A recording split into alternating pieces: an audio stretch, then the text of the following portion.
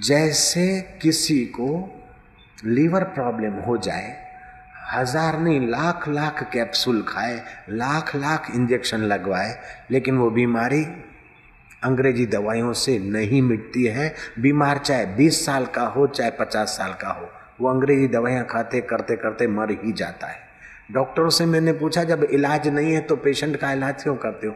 बोले उसको जरा तसल्ली हो, कुटुंबियों को भी हो कि हमने कुछ किया और हम लोगों का पेट भरे और जेब भरे, इसलिए हम मरीज को और भी नोचते रहते हैं। नोचता शब्द उन्होंने नहीं कहा, मैंने मिला दिया है जयराम जी की। लेकिन लीवर प्रॉब्लम इस पानी के प्रयोग से ठीक हो जाता है। उससे भी ज्यादा सचोट इलाज है। एक चुटकी भर के चावल पानी के साथ निगल जाए कुछ दिन, लीवर प्रॉब्लम सॉल्व। लेकिन ये तो एक ही बीमारी की बात हुई। बहुत सारी बीमारियां एक ही चीज से मिट जाए और एक पैसा भी खर्च न हो। क्या करना है आपको? रात को सोते समय और सुबह उठते समय हो सके तो आप दातुन करें तो अच्छा है। ब्रश ज्यादा ठीक नहीं माना गया है, फिर भी जो भी हो, रात को आप ब्रश करके सो गए, सुबह आप उठे, आपने क्या करना है कि केवल हल्का फुल्का कुल्ला कर लिया, बाद में 4 गिलास पानी पियो। पंजाबी गिलास पियोगे तो 1.25 लीटर हो जाएगा, गुजराती गिलास पियोगे तो 1 लीटर होगा, लेकिन तुम सिंधी गिलास अथवा कानपुरी गिलास पिया करो 1.25 लीटर। जयराम जी की 1.25 लीटर पानी अगर शुरू में नहीं पी सकते तो आधा 1.25 लीटर पियो, 2-4 मिनट के बाद दूसरा पियो। अगर तांबे या चांदी के बर्तन में रखा हुआ पानी पीते तो अच्छा है, नहीं तो मिट्टी के बर्तन में रखा हुआ रात का पानी पियो। फ्रिज का पानी नहीं पीना है।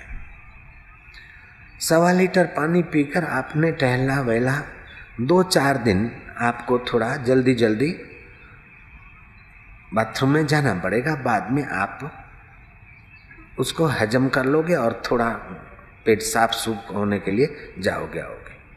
3-4 दिन के बाद सेटिंग अच्छा हो जाएगा। इससे कब्जियत की बीमारी 10 दिन में छू हो जाएगी।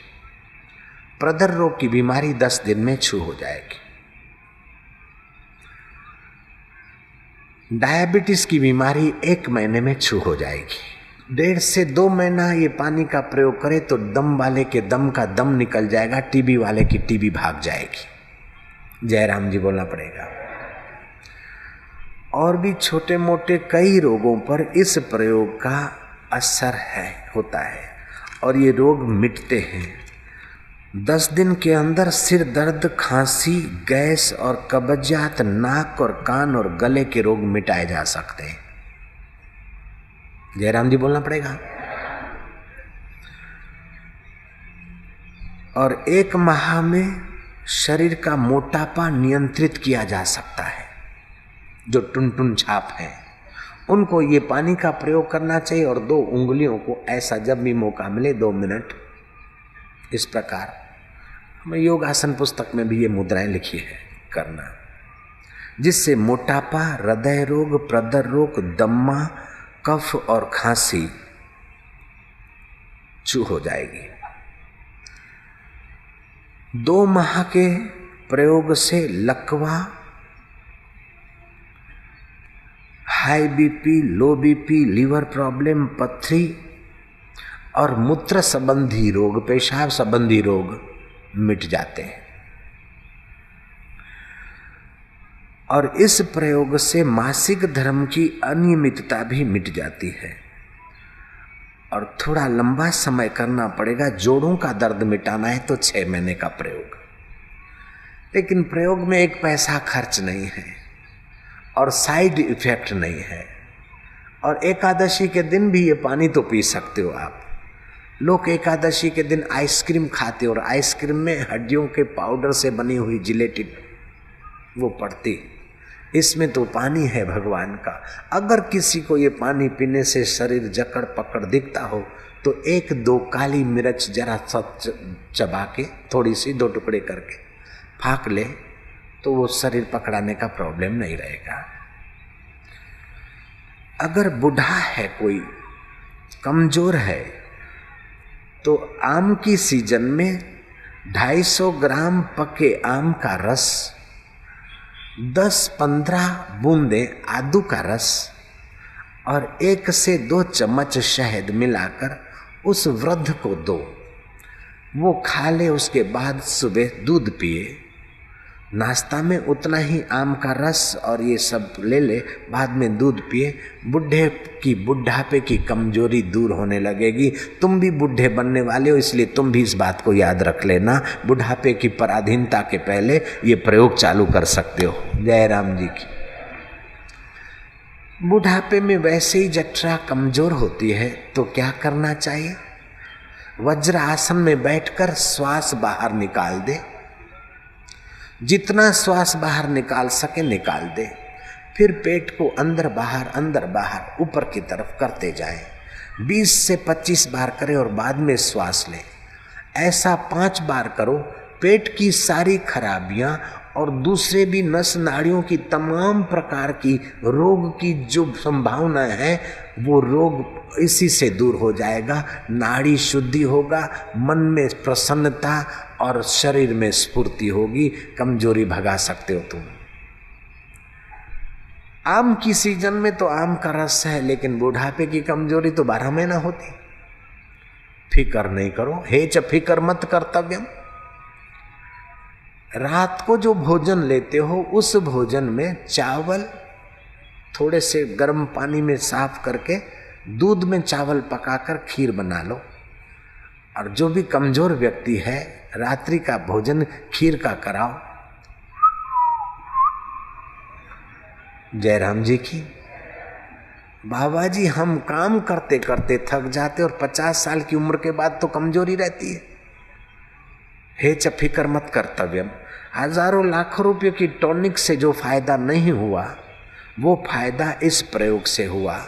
मैं बता रहा हूं, जब भी थकान महसूस हो अथवा बुढ़ापे की कमजोरी है ऐसा मन में है तो जब भी मौका मिले आप लेट गए और शरीर को खूब खींचा। 2 मिनट के लिए खींचा और 2 मिनट ढीला छोड़ दिया।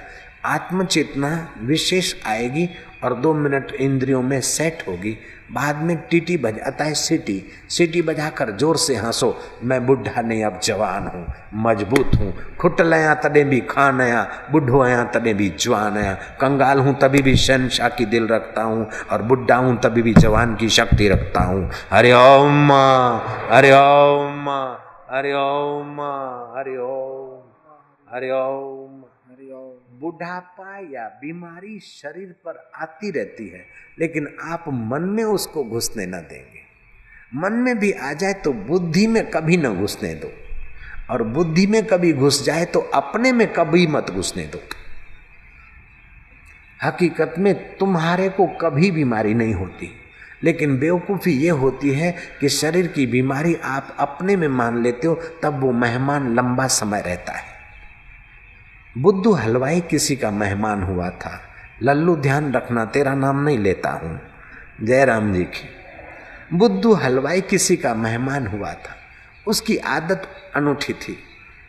भाभी जरा आइसक्रीम बना लेना, भाभी जरा चाय बना लेना, भाभी जरा पकोड़े बना लेना। जहाँ मेहमान हुआ था वह गृहिणी तो 3 दिन में थक गई बेचारी। अब वो गृहिणी ने देखा कि इस अतिथि को अपना रिश्तेदार है, कैसे भगाए। गृहिणी ने कहा, देखो हलवाई जी आप घर से निकले तो बहुत दिन हो गए ने। बोले हाँ। कितने दिन हो गए? बोले 10-12 दिन हो गए। तो तुमको भाभी याद करती होगी, तुम्हारे बच्चे याद करते होंगे। गृहिणी का कहने का मतलब है कि अब हमारे यहाँ से तू भाई जान छोड़। बुद्धू हलवाई कहता है कि हाँ 10-12 दिन हो गए हैं, वे लोग मुझे बहुत याद करते होंगे। तो तुमको भी उनकी याद आती होगी कि बहुत याद आती है। भाभी तुम कितनी अच्छी हो, मैं तार करके अभी सबको यहीं बुला लेता हूँ। हम अभी सबको बुला लेता हूँ।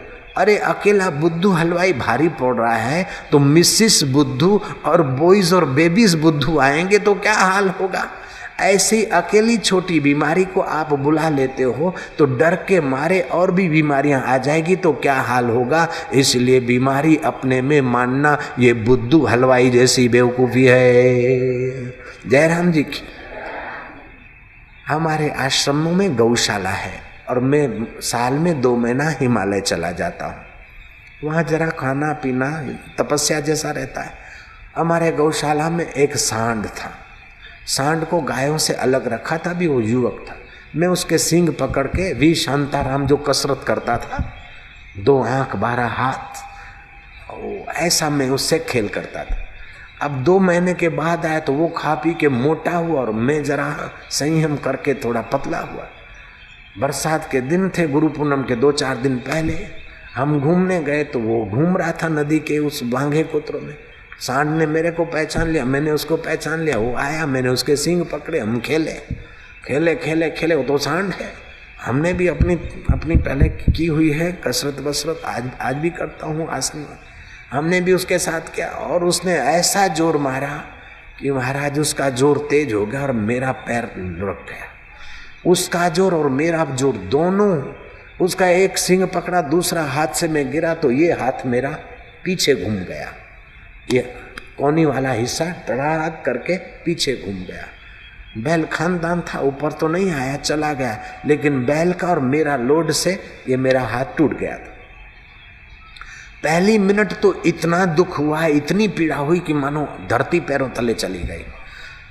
लाखों लाखों मेरे शिष्य हैं, सैकड़ों सैकड़ों डॉक्टर शिष्य हैं, सैकड़ों सैकड़ों करोड़पति शिष्य हैं, सैकड़ों सैकड़ों हार्डवेयर मुझे जानते, फिर भी किसी का सहयोग उस जंगल में मेरी रक्षा नहीं कर सका। लेकिन गुरु जी का ज्ञान याद आ गया कि दूसरा हाथ और 2 पैर, सारा शरीर ठीक है, केवल कोनी पर ही चोट लगी है और शरीर को चोट लगी है, मुझे नहीं लगी है। ये गुरु का ज्ञान मुझे उस जंगल में याद आया। चटाक से हाथ को पकड़ा और यूं करके धीरे धीरे उठा के आश्रम में आया। आश्रम के ट्रस्टियों को बोला कि जरा फ्रैक्चर हो गया है, वैद्यराज को जरा कौन से वैद्यराज को बुलाना चाहिए हार्डवेयर। बोले बापू किसको फ्रैक्चर हुआ? मैं क्या हुआ है जरा मेरे को। आपको फ्रैक्चर? मैं क्या हाँ। कहाँ हुआ है? मैं क्या हाथ में। नहीं नहीं बापू मजाक न करो। अरे मजाक न करो, यहाँ दम निकले जा रहा है। फिर एक मुसलमान हार्डवेयर था, तो उसके पास जो भी मरीज आते हैं वो तो जरा सेट करता, तो जहाँ हड्डा टूटा होता है वहाँ हार्डवेयर हाथ लगाता है तो मरीज चिल्लाता है। तो उन चिल्लाने वाले को तो मैंने देखा, जब मेरे को सेट कर रहा था स्पेशल केस लेके, तो जो उसने उठा के धड़ाक करके टचुके करके सेट किया तो जोर से हंसी निकली। तो वो मुसलमान जो हार्डवेयर था उसने देखा कि कैसे महाराज है, ये एकदम पोजीशन अलग है, और वो सेट किया और हंस रहे हैं। मैंने कहा पीड़ा तो जैसी दूसरों की होती ऐसी इसको हुई, लेकिन अब मैं समझता हूं कि इसको पीड़ा हुई, मैं पीड़ा को देखने वाला हूं, इस खुशी में हंस रहा हूं। उस मुसलमान हार्डवेयर ने प्रणाम किया और दवाई का सेट करने का जो उसकी फी होती थी हमने जबरन दिया, लेकिन उसने बेचारे ने लिया नहीं कि ऐसे फकीर की सेवा का मौका मिल जाए। मेरा तो एक भगत भी बढ़ गया, मुझे क्या घाटा मिले। मैं इसलिए कह रहा हूं कि आपके शरीर को कभी पीड़ा हो तो आप अपने मन में मत घुसने दीजिए। मन में अगर घुस भी जाए तो जोर जोर से हरिओम हरिओम हरिओम। पीड़ा हाथ को हुई है, पैर को हुई है, पेट को हुई है, सिर को हुई है, मैं स्वस्थ हूँ। आधी पीड़ा का प्रभाव तो ऐसे ही टूट जाएगा, बाकी छोटे मोटे इलाज से आप स्वस्थ हो जाएंगे। तभी भी कभी न सोचना कि मैं स्वस्थ हुआ हूँ। शरीर स्वस्थ है, मैं तो पहले भी स्वस्थ था, अभी भी स्वस्थ हूँ और मरने के बाद भी 100 में स्थित होने की यात्रा करने वाला स्वस्थ रहूँगा। हरिओम हरिओम हरिओम हरिओम।